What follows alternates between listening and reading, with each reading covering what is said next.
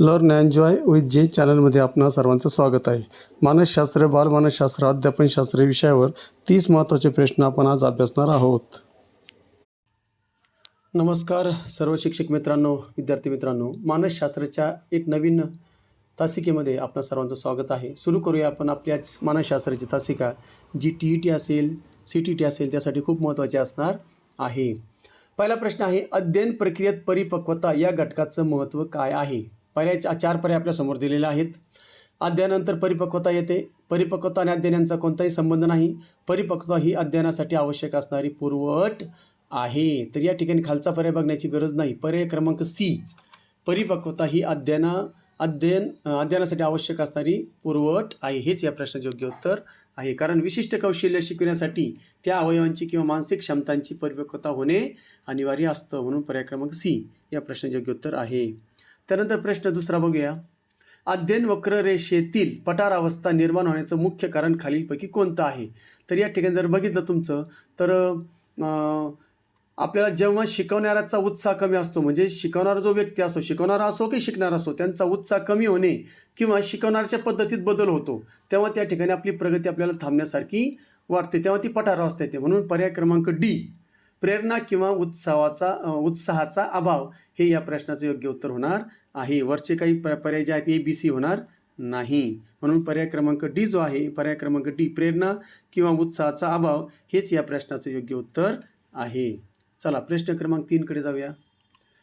अध्ययनावर परिणाम करणाऱ्या शारीरिक घटकामध्ये खालीलपैकी कशाचा समावेश होत नाही असं विचारलंय. होत नाही. दृष्टीदोष किंवा श्रवण दोष. बघा, शारीरिक घटक आहे. चला, कुटुंबाची सामाजिक आणि आर्थिक स्थिती, कुपोषण आणि थकवा, ग्रंथीचं कार्य. आता शारीरिक घटकामध्ये कशाचा समावेश होत नाही जर तुम्ही बघितलं तर या ठिकाणी पर्याय क्रमांक B बघा. हा जो आहे हा पूर्णतः पर्यावरणीय किंवा सामाजिक घटक आहे. याचा शारीरिक घटकाचा याचा काही संबंध नाही. म्हणून या ठिकाणी हा शारीरिक घटकामध्ये मोडत नाही. म्हणून या ठिकाणी पर्याय क्रमांक B, कुटुंबाची सामाजिक आर्थिक स्थिती हे या प्रश्नाचे योग्य उत्तर आहे.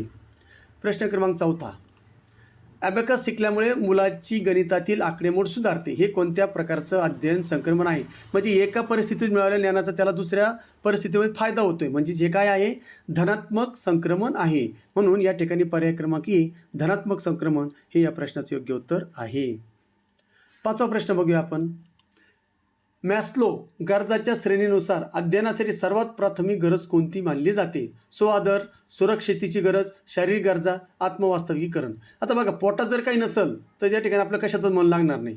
म्हणून या ठिकाणी शारीरिक जी गरज आहे, भूक, तहान यासारख्या शारीरिक गरजा पूर्ण झाल्याशिवाय अभ्यासावर आपलं लक्ष लागणार नाही, मनही लागणार नाही आणि अवधानही केंद्रित होणार नाही. आपण काहीच करू शकत नाही. म्हणून शारीरिक गरजा हे यासाठी सर्वात प्राथमिक गरज मानली जाते. पर्याय क्रमांक C. 6वा प्रश्न, अध्ययन प्रक्रियेत अवधानावर परिणाम करणारा अंतर्गत घटक कोणता? आपल्या स्वतःचा अंतर्गत घटक.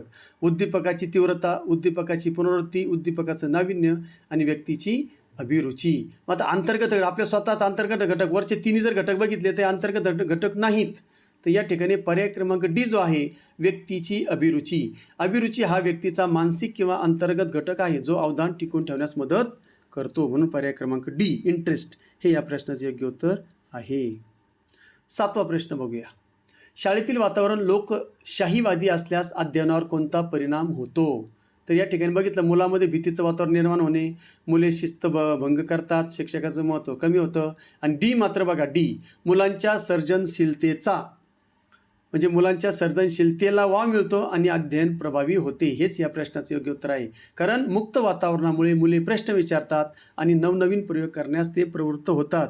म्हणून पर्याय क्रमांक D हे या प्रश्नाचे योग्य उत्तर आहे. 8वा प्रश्न बघा. खालीलपैकी कोणतं विधान थकवा आणि अध्ययन या संदर्भात सत्य आहे? शारीरिक थकव्याचा अध्ययनावर कोणताही परिणाम होत नाही. थकवा घालवण्यासाठी अध्ययनाचा वेग वाढवावा. थकव्यामुळे ग्रहणशक्ती आणि धारणा मंदावते.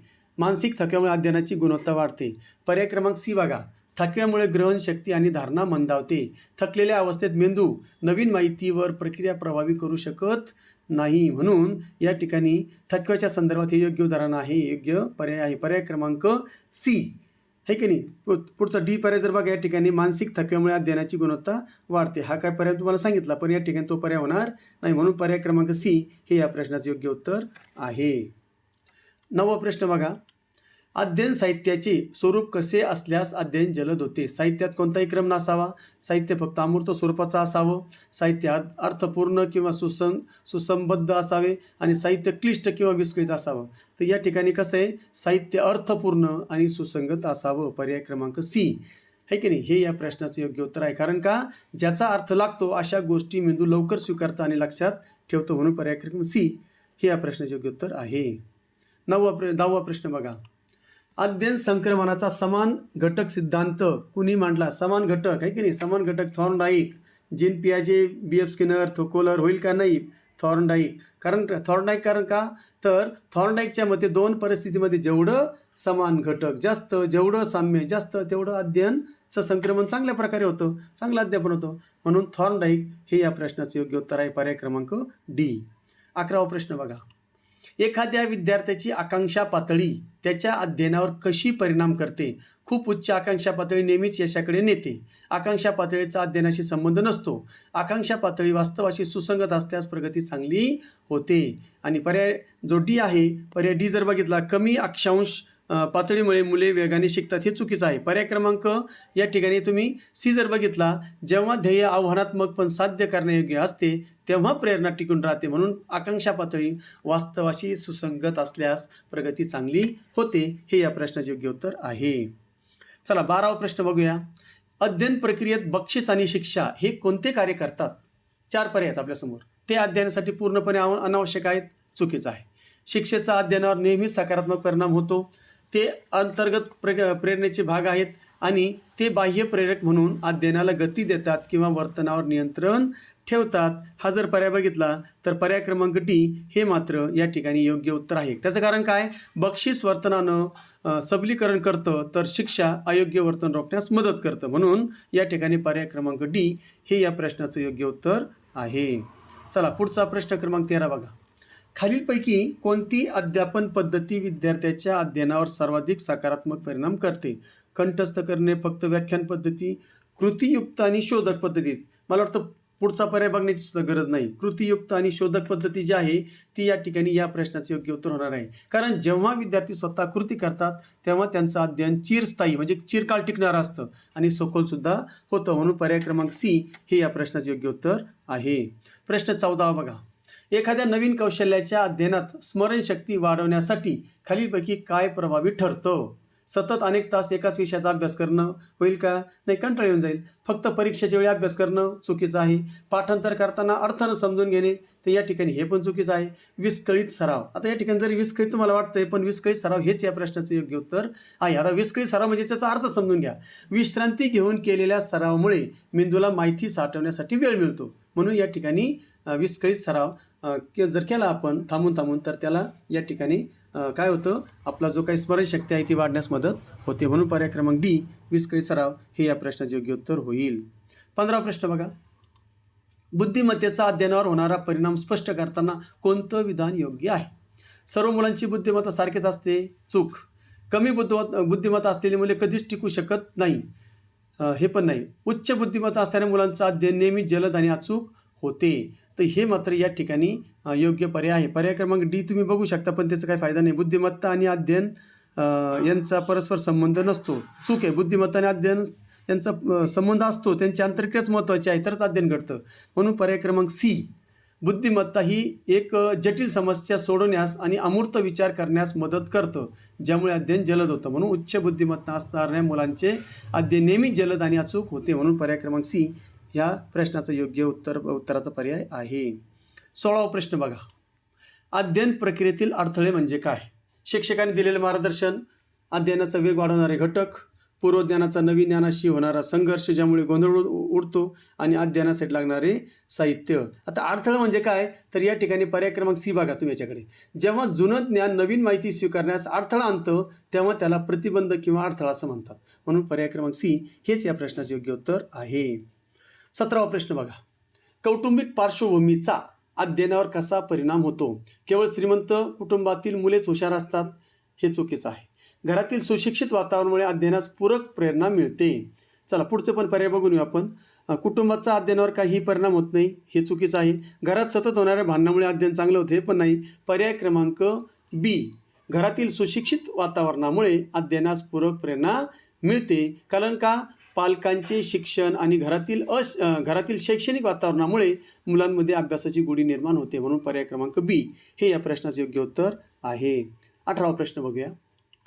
एखाद्या विषयातील अमूर्त संकल्पना शिकताना मुलाची कोणती क्षमता सर्वात महत्त्वाची असते? तर तुम्ही जर बघितले 4 पर्याय जर बघितले, केवळ पाठांतर क्षमता, शारीरिक ताकद आणि डी बघा हस्ताक्षर, तर सी मात्र या ठिकाणी कल्पनाशक्ती आणि तार्किक विचार. हे जर बघितलं तुम्ही तर हे या प्रश्नाचे योग्य उत्तर होणार आहे. कारण का? त्या गोष्टी डोळ्यासमोर नाहीत, ज्या गोष्टी आपल्या डोळ्यासमोर नाहीत त्यांचा विचार करण्यासाठी कल्पनाशक्ती तर लागतेच, पण या ठिकाणी तर्कसुद्धा आवश्यक असतो, म्हणजे तार्किक विचारसुद्धा आवश्यक असतो. म्हणून पर्याय क्रमांक सी हे या प्रश्नाचे योग्य उत्तर आहे. 19वा प्रश्न बघूया. एक अध्ययन प्रक्रियेत फीडबॅक किंवा प्रत्याभरण याचं काय काम आहे किंवा कार्य काय आहे? शिक्षकांना कमी काम करावे लागते, यामुळे मुलांचा वेळ वाया जातो. आता सी बघा मात्र, विशिष्ट कृती किंवा उत्तराच्या अचूकतेबद्दल माहिती मिळाल्याने अध्ययनात सुधारणा होते. तर या ठिकाणी हेच या प्रश्नाचे योग्य उत्तर आहे. आता त्याचं कारण बघा, आपण कुठे बरोबर आहोत किंवा कुठे चुकते हे समजल्यावर शिकण्याचा वेग आणि दर्जासुद्धा त्या ठिकाणी वाढतो. म्हणून पर्याय क्रमांक सी हे या प्रश्नाचे योग्य उत्तर आहे. 20वा प्रश्न बघा. शालेय वेळापत्रक तयार करताना थकवा हा घटक विचारात घेऊन काय केले पाहिजे? दिवसभर एकाच विषयाचं अध्यापन करावं. कठीण आणि बौद्धिक श्रमाचे विषय सुरुवातीच्या तासांना असावेत. आता सी आणि डी बघायची पण गरज नाही, तर तरी आपण बघूया. मध्यंतरी सुट्टी घेऊ नये, हे चूक आहे. सर्व कठीण विषय शेवटच्या तासाला ठेवावेत, हे पण चूक आहे. उत्साह राहणार नाही. म्हणून पर्याय क्रमांक बी, कठीण आणि बौद्धिक श्रमाचे विषय सुरुवातीच्या तासांना असावे. आता त्याचं कारण काय? सकाळी मुलांचा उत्साह आणि ऊर्जा सगळ्यात जास्त असते, म्हणून कठीण विषय सकाळी आत्मसात होण्यासाठी मुलांना सोपं जातं. म्हणून या ठिकाणी पर्याय क्रमांक बी हे या प्रश्नाचे योग्य उत्तर आहे. 21वा प्रश्न बघा. अध्ययनावर परिणाम करणाऱ्या अध्यापन कौशल्यामध्ये खालीलपैकी कशाचा समावेश होतो? शाळेची इमारत, शिक्षकाचा पगार, शिक्षकाचा पोशाख आणि विषयाचे सुस्पष्ट विवेचन आणि उदाहरणे देण्याची क्षमता. आता वरील जर तुम्ही बघितलं तर या ठिकाणी अध्ययन कौशल्याचा आणि शालेय इमारत, शिक्षकाचा पगार, शिक्षकाचा पोशाख यांचा काहीही संबंध नाही. तर या ठिकाणी विषयाचं सुस्पष्ट विवेचन आणि उदाहरण देण्याची क्षमता, योग्य स्पष्टीकरण आणि उदाहरणामुळे अवघड संकल्पना सहज स्पष्ट होतात, समजतात. म्हणून पर्याय क्रमांक डी हे या प्रश्नाचे योग्य उत्तर आहे. 22वा प्रश्न बघा. मुलाच्या अध्ययनावर समवयस्क गटाचा पियर लर्निंग किंवा पियर ग्रुप कोणता सकारात्मक प्रभाव पडू शकतो?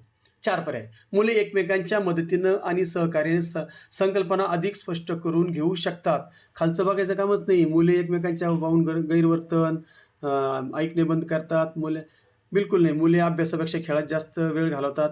हे खालचे 3ही पर्याय काही योग्य नाही. पर्याय क्रमांक ए, मुले एकमेकांच्या मदतीनं सहकार्यानं त्या ठिकाणी चांगल्या प्रकारे, कारण ते काय समवयस्क असतात आणि समवयस्कांशी संवाद साधताना मुलांचा संकोच कमी होतो, म्हणून त्या ठिकाणी सहकार्य त्यांच्यामध्ये वृत्ती पण वाढीस लागते आणि चांगल्या प्रकारे ते शिकतात. म्हणून पर्याय क्रमांक ए, मुले एकमेकांच्या मदतीने आणि सहकार्याने संकल्पना अधिक स्पष्ट करून घेऊ शकतात. हेच या प्रश्नाचे उत्तर आहे. 23वा प्रश्न बघा.